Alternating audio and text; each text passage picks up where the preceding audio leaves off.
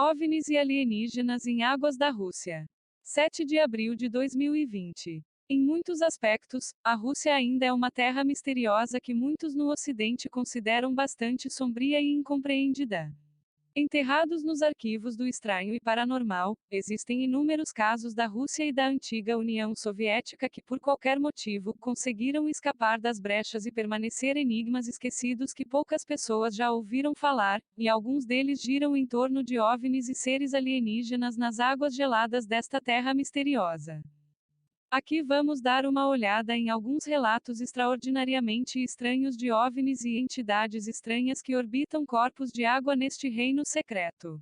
Um relato muito intrigante e espetacular ocorreu em 1959 no que era então a Polônia controlada pelos soviéticos. Em fevereiro daquele ano, várias testemunhas na área de um local chamado Grynia observaram uma luz brilhante cair do céu e mergulhar nas águas geladas do porto, que na época estavam cheias de blocos de gelo. Aparentemente, isso criou uma comoção na época, e pensando que talvez uma aeronave tivesse caído, houve um esforço de busca e salvamento lançado com uma equipe de mergulhadores. Era lá embaixo, pelas águas geladas da lama no fundo, que os mergulhadores descobriam um pedaço de metal brilhante que não havia enferrujado e supunha-se que fazia parte do que quer que fosse que havia caído dos céus. Segundo o relato, essa peça de metal foi entregue à Marinha Polonesa, que a examinou antes de enviá-la para a Universidade Politécnica de Grynia, onde aparentemente desapareceu nas brumas do tempo. Enquanto isso, a Marinha fechou toda a área e restringiu o acesso, mas a estranheza estava apenas começando. Alguns dias após o objeto ter chegado ao porto, foi relatado que vários militares se depararam com o que foi descrito como estranha silhueta humanoide que parecia estar usando algum tipo de uniforme e aparentemente foi ferido, com queimaduras em seu rosto e rastejando pela praia em exaustão, molhado e parecendo ter saído da água.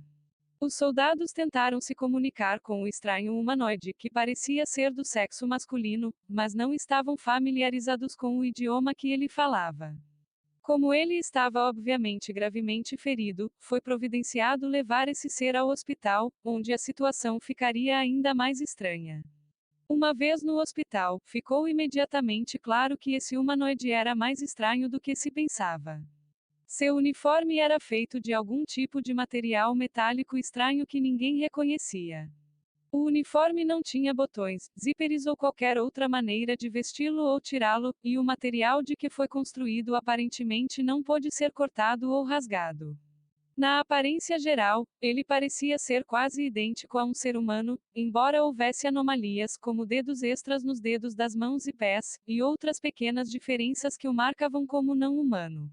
Os médicos atendiam o melhor que podiam para tratar as queimaduras no rosto do ser, mas quando removeram uma braçadeira do uniforme, ele aparentemente entrou em algum tipo de parada cardíaca e morreu. O corpo foi enviado para uma autópsia e eles supostamente precisavam de equipamento especializado para remover aquele uniforme estranho. Quando o corpo foi examinado, descobriu-se que o humanoide tinha um sistema circulatório completamente diferente do ser humano, além de órgãos diferentes.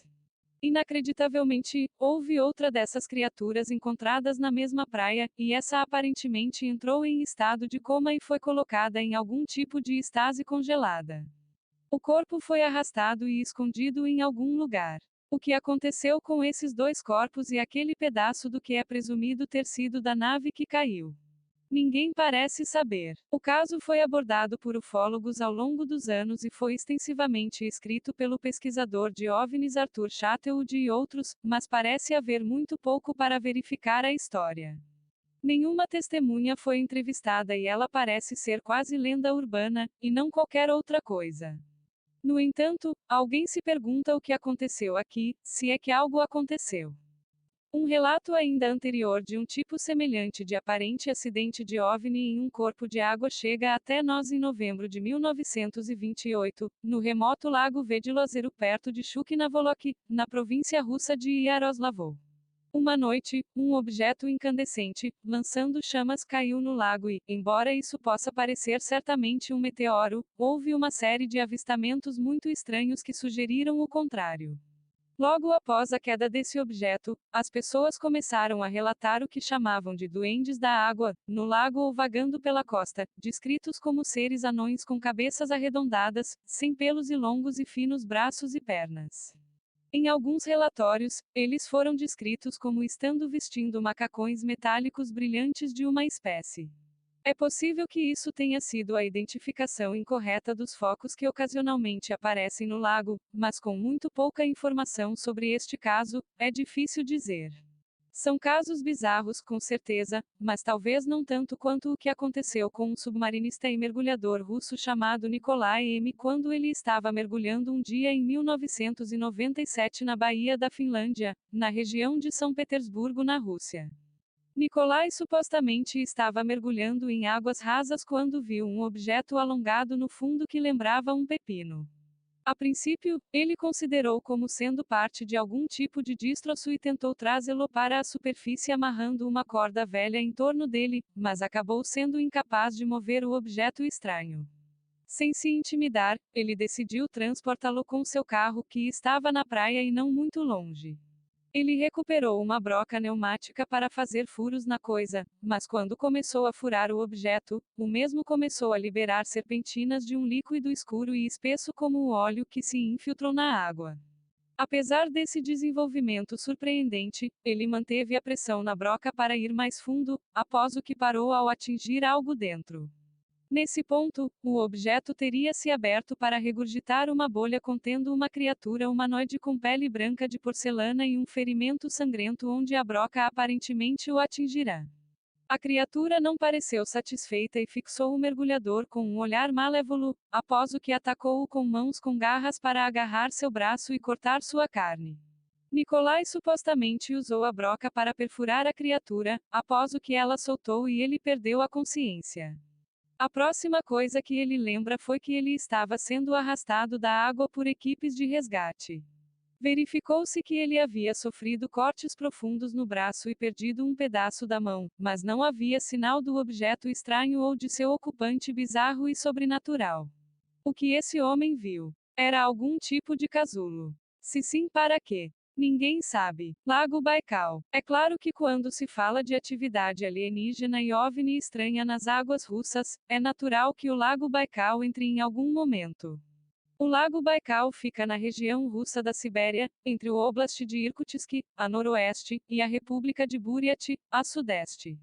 Com 1.642 metros de profundidade e com uma área de 31.722 km², é o lago mais profundo do mundo e o sétimo maior em área de superfície.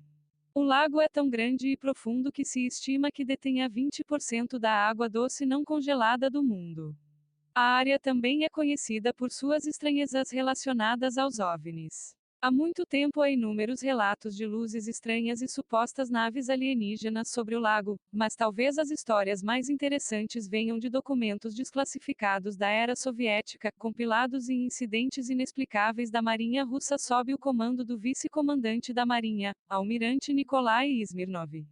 Embora os documentos não estejam completamente focados no OVNI ou mesmo no Lago Baikal em particular, os dois fazem aparições regulares e os documentos mencionam vários incidentes e avistamentos relacionados a OVNIs ao redor do Lago Baikal. Um desses relatos descreve como, em 1958, um avião russo Tu-154 colidiu com as águas geladas do lago depois de ter sido perseguido por um OVNI.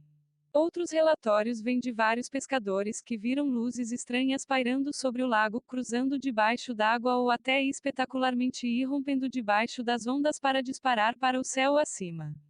As pessoas também relataram que os OVNIs desciam rapidamente dos céus para pousar suavemente na superfície do lago e flutuar como um barco.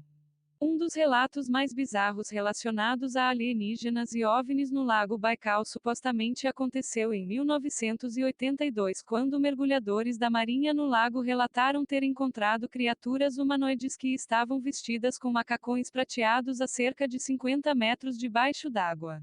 O relatório afirma que 3 dos mergulhadores foram mortos quando tentaram perseguir as criaturas e 4 foram gravemente feridos. O governo russo nega que qualquer um dos relatos em seus documentos provenha de fontes de outro mundo e sustenta que tudo o que é descrito deve ter alguma explicação natural. Os relatos de luzes e criaturas humanoides nas profundezas do Lago Baikal levaram, talvez não surpreendentemente, a teorias de que alienígenas poderiam ter bases subaquáticas por lá, e a outros relatos bizarros de estranheza no lago que parecem apoiar de alguma forma essa noção tão distante. Em 1977, um submersível de águas profundas chamado Paises esteve envolvido em pesquisas científicas que operavam a uma profundidade de 1.200 metros em águas escuras e geladas. A certa altura, os holofotes do veículo apagaram-se e ficaram em completa escuridão até que um repentino feixe de luz brilhou sobre ele de uma fonte externa. A luz ofuscante supostamente permaneceu fixa no submersível por vários segundos antes de piscar e sair na escuridão fria. Nunca foi explicado satisfatoriamente qual foi a fonte da luz. Estes são apenas alguns dos muitos relatórios que saem da nação secreta da Rússia, onde muitos relatos paranormais e relacionadas aos OVNIs parecem desaparecer antes que alguém tenha a chance de realmente olhar para eles. Parece ser amplamente acreditado que, por mais ilusório que muitos pensem que o Ocidente tenha com tais relatórios, a antiga União Soviética talvez tenha ainda mais desses relatórios, na maioria das vezes confinados a águas muito escuras. O que estamos vendo com esses relatos de OVNIs subaquáticos e seres que foram tocidos das profundezas? São simplesmente relatos sensacionalistas, trotes ou algo mais. É difícil dizer, e enquanto esses relatos encontrarem o caminho para a luz do dia, sem dúvida haverá discussões e especulações. OVNIs e alienígenas